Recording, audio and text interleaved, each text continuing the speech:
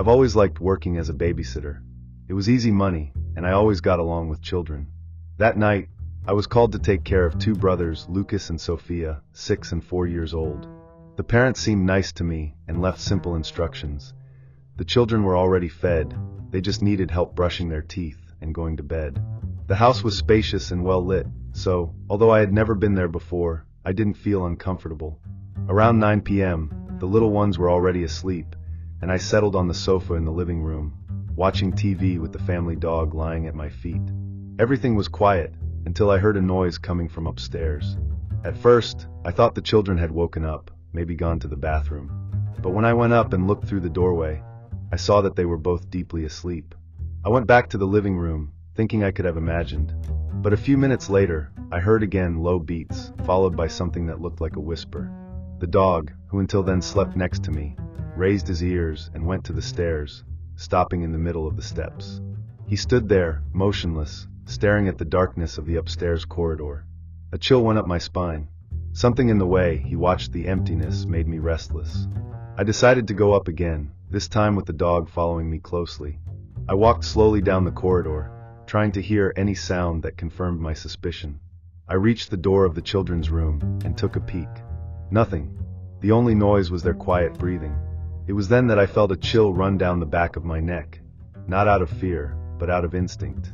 Something made me look at the window. The curtain was slightly open, and in the glass, I saw a reflection. My heart raced. There was a shadow outside, motionless. My body froze for a few seconds. The light of the pole on the street was weak, and the figure seemed distorted, almost a dark blur against the darkness. I swallowed dry, taking a step back without taking my eyes off the window. The dog began to growl low, as if he had also noticed. I didn't want to scare the children, so I left the room as quietly as possible and hurried down the stairs. My hands were shaking when I picked up my cell phone and called the children's parents. I tried to keep my voice steady, but I couldn't hide my nervousness. I told them what was happening, and they said they would come back immediately. I stood close to the front door, keeping the dog by my side. He was still restless, his back hair bristling, growling low towards the stairs. My heart was pounding in my chest. What should I do? Lock all the doors and windows? Pick up the kids and run away? But where to? The figure I saw was outside, but what if it was already inside the house?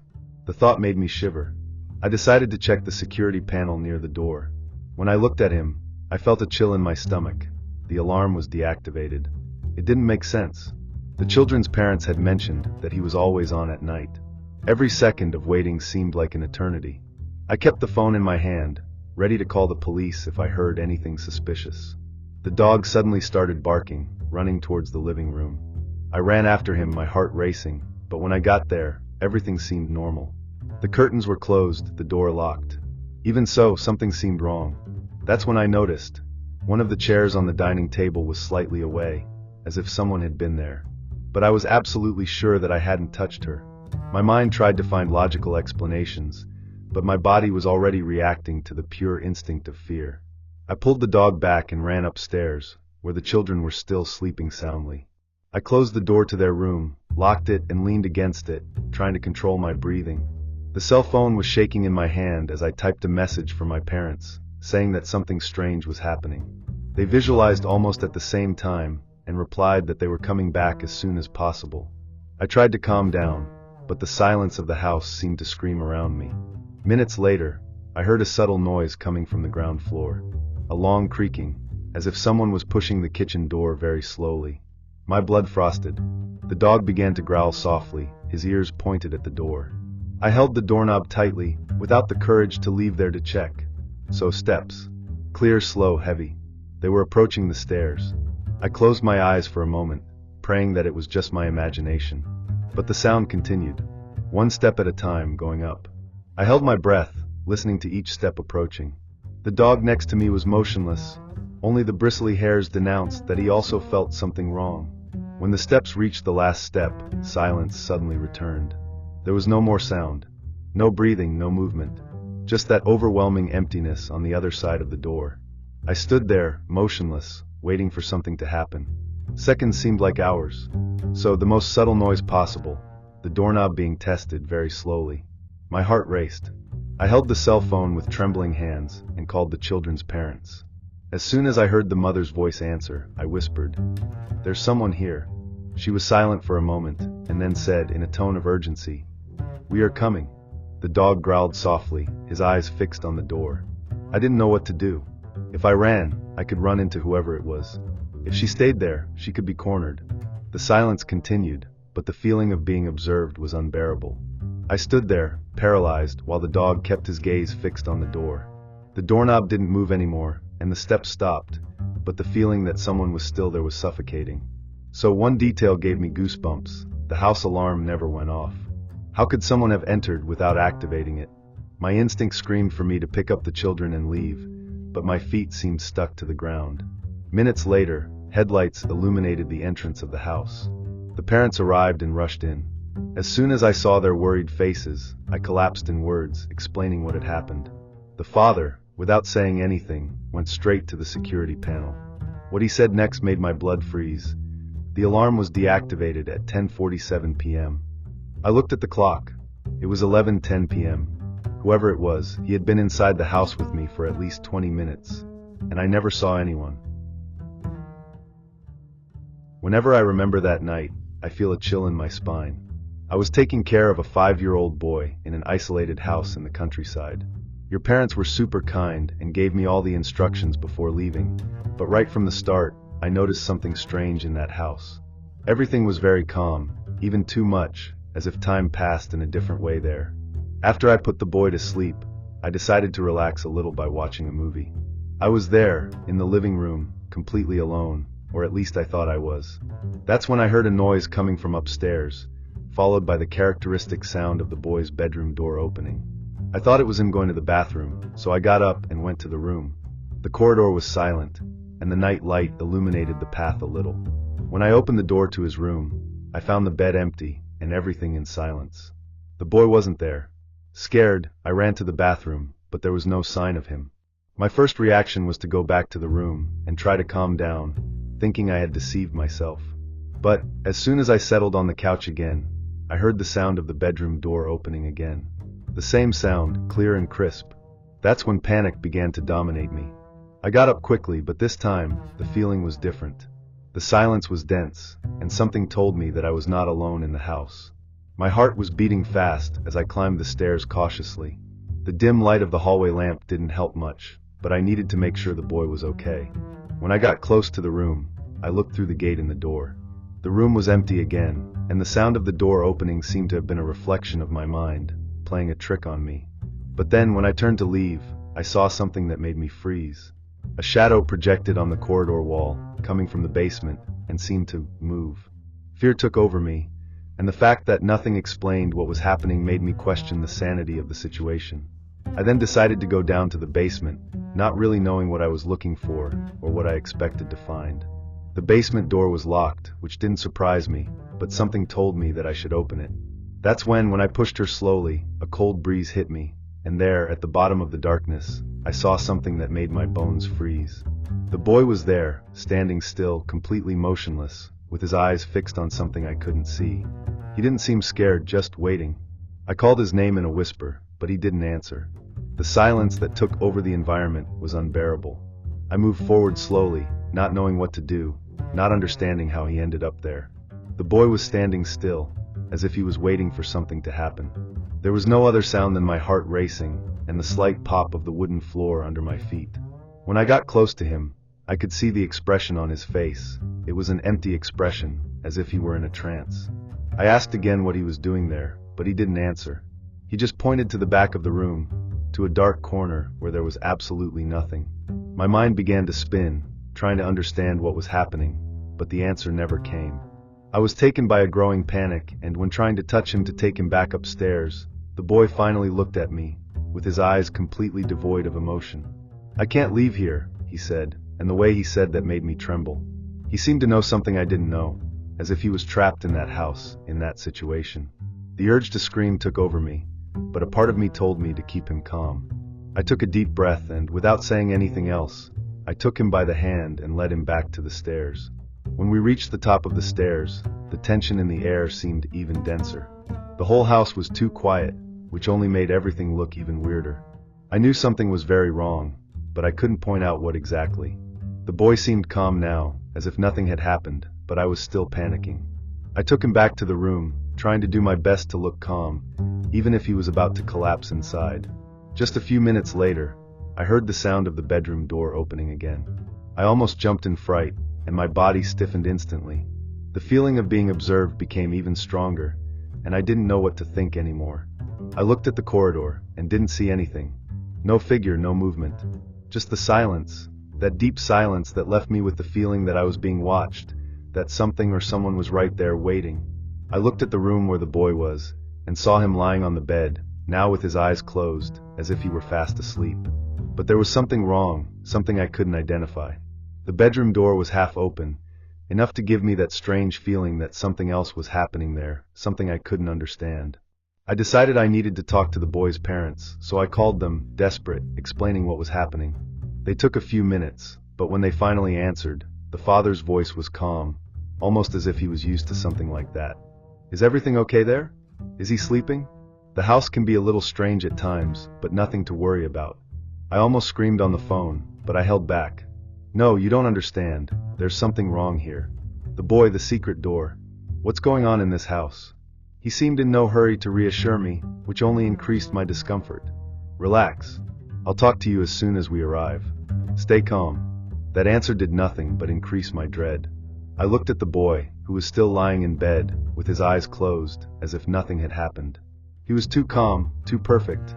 The kind of calm that only a child could maintain in a completely abnormal situation. Something in his expression left me with a lump in my throat, as if he knew something I didn't know. That's when I heard a noise coming from downstairs. It seemed as if someone was dragging something weighing around the house. It was a low, muffled sound, but clear enough for me to distinguish. My stomach turned in horror, and I hesitated for a moment, but then the need to understand what was happening pushed me to the stairs. I went down with my heart racing, each step sounding louder than the previous one. When I reached the end of the stairs, the sound suddenly stopped, leaving a frightening silence in the air. I looked around, trying to find any sign of something, any movement that could give me a clue of what was happening, but the house seemed empty. The air was heavy, as if the space itself was trying to hide something. The basement door was now a little ajar, and my mind began to go crazy with the possibilities. The door that once looked like a simple entrance for storage, now looked like a passage to something much more sinister. I hesitated for a moment, but I couldn't ignore the feeling that the boy was waiting for something or someone downstairs. How could he be so calm after everything that happened? As if he knew that everything was out of place, but that there was no reason to panic. When I opened the door, there he was, standing at the bottom of the basement, in a dark corner, looking at me with an empty expression. He was motionless, as if he had been intentionally placed there. His face, so familiar and innocent, now looked different, darker, more distant. He didn't say anything, he just watched me in silence. I almost fell backwards, but something prevented me from running away. The feeling that I was doing something wrong, that my presence there had invaded something that should not be moved, paralyzed me. I tried to talk, ask what he was doing there, but my throat was tight. The words just didn't come out. The boy just looked at me, still in silence, as if challenging me to do something. I took a deep breath and finally said his name, trying to keep him calm, but he didn't answer or move. That's when I realized that the place was strange. There was no longer that smell of old house that the basement had, but something else, something metallic, a feeling of heavy air that made me want to run from there as soon as possible. That's when I realized that the basement door was closing slowly, by itself, as if something or someone was pushing on the other side. A chill ran down my spine. I looked at the boy again. He still didn't move, but now his eyes seemed emptier than ever. I took courage and took a step towards him, but when the door closed completely, the basement light went out. I was in total darkness, and my heart raced. That's when I ran to the stairs and went back to the top floor, but I didn't know what to do. When I rang at the phone, my body was shaking. I called his parents without knowing what to say, but the call didn't seem to make sense. All I could do was wait until they arrived, and when they finally arrived, still nervous, I explained everything that had happened. But when I went down again, when I got to the basement, the door was locked and seemed to have never been opened. They didn't find anything. No secret door, no sign of who was there, just the empty place. The boy was in bed, sleeping soundly, as if nothing had happened. They looked at me as if I was inventing everything, as if it were some horror story, but I knew what I had seen, what I heard, what I felt. I never went back to that house. And to this day, what happened that night haunts me. I still wonder, who was in that basement? What did the boy know that I didn't know? And more importantly, why didn't any of that seem real when the parents arrived? I've always been skeptical about these ghost stories and things like that. I've been working as a babysitter for years, and I've always taken care of small children, so nothing really scared me. But it all changed that night. I was called to take care of a teenager, Marcos, in an isolated house in the mountains. His parents were traveling and he was alone. He seemed to be calm, despite spending most of his time playing on his cell phone. When he told me a story about a person who had disappeared in the region years ago, I didn't pay much attention. I thought it was just another one of those children's stories, something he had heard in some movie or at school. However, something strange started to happen after that. We were in the living room, me watching TV and him still playing. Suddenly, the living room door closed by itself. I thought it was the wind, so I went there and checked all the windows. There was nothing, but the air seemed colder than usual. When I returned to the sofa, the sound of a scratch on the wall made me jump. I looked at Marcos, but he was absorbed in the game. I tried to convince myself that it was just my imagination. But as the night progressed, the sounds began to become more frequent, and the weather in the house became more and more oppressive. Later, when Marcos went to sleep, I was alone in the living room, trying to ignore the strange feeling that house caused me. I took the remote control to change the channel, but before I could choose something, I heard a high-pitched sound cutting the silence. It was a phone ringing. At first, I thought it was the TV, but the sound clearly came from the kitchen. I went there, a little hesitant, and saw an old landline hanging on the wall. The display was off, but the device kept playing. I attended, my heart racing. "Hello," my voice came out more trembling than I would like. Nothing. Just a heavy silence on the other side of the line, followed by a low noise, as if someone was breathing very slowly. My stomach turned, and I immediately turned it off. I tried to convince myself that it could be a defect in the device, but my restlessness only increased. I went back to the living room, but I couldn't relax anymore. That's when I heard footsteps in the hallway. They weren't Marcos's heavy steps, but something lighter, more careful, as if someone were walking on tiptoe. My chest tightened. I sat still, listening to those steps approaching. I looked at the corridor, expecting to see Marcos leaving the room, but the door to his room remained closed. Then, out of nowhere, the phone rang again. This time my whole body crashed. The phone ringing in the kitchen, and those steps in the hallway.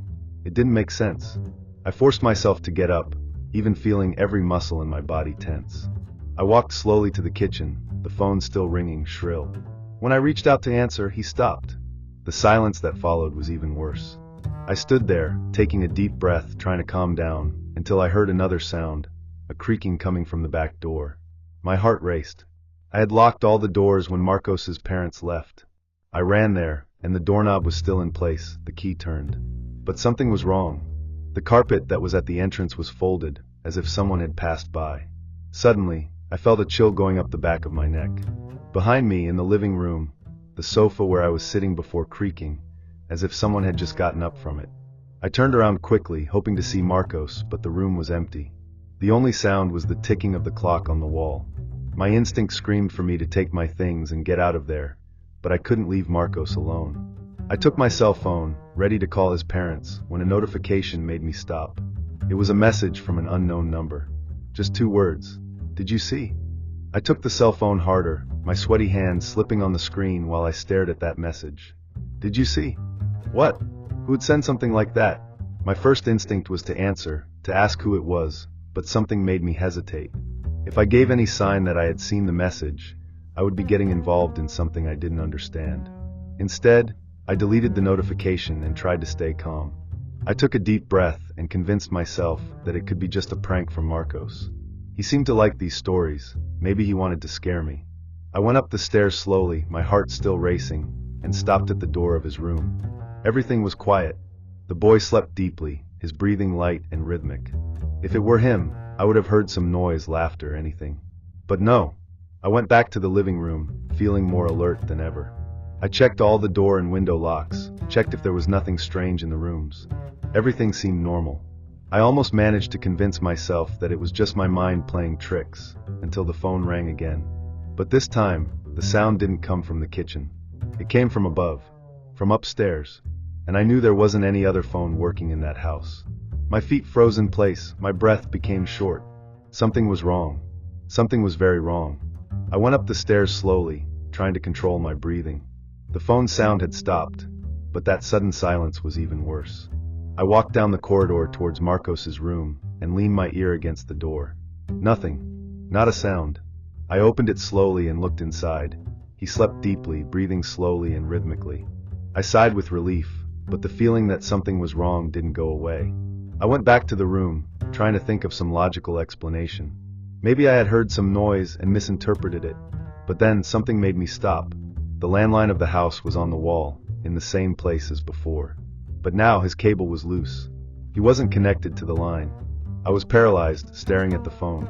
How could he have played if he wasn't connected? My stomach turned. I wanted to get out of there, but I couldn't just leave Marcos alone. I went back to the couch, trying to ignore the cold in my stomach and convince myself that I was just tired. But sleep didn't come.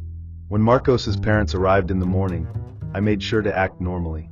I didn't want to look paranoid, but before leaving, I casually commented on the phone. His father frowned. This phone hasn't worked for years. I don't even know why I haven't thrown it away yet. My heart raced. I didn't say anything else. I took my things and left, with the uncomfortable feeling that night, I attended something I should never have called.